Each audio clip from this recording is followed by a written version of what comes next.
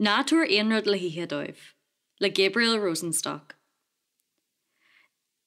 Léim spásfhirín go beo, isteach leabasa aréir. Cadas tháinig tusa? Díreach anuas spéir? Bug isteach seisean. Tá mé préachta leis Nuacht. Aon Rud maith an bhosca?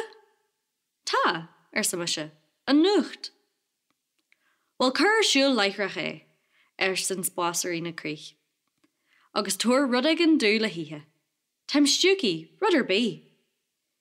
Fuair mé ceapar a fiolala dó, agus darc sé faoi gá. Tá brúnarm san spásfhirín.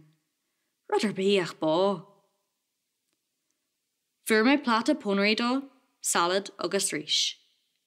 Agus dalb sé siar an t-iomlán, ag arcar an telefís. Agus thola mé an léthar nuachta. Tá FIRÍNÍ I mhaile chlia, ach ní anhí siad dothar dá laiadit má choníonn tú a maith ó bhí.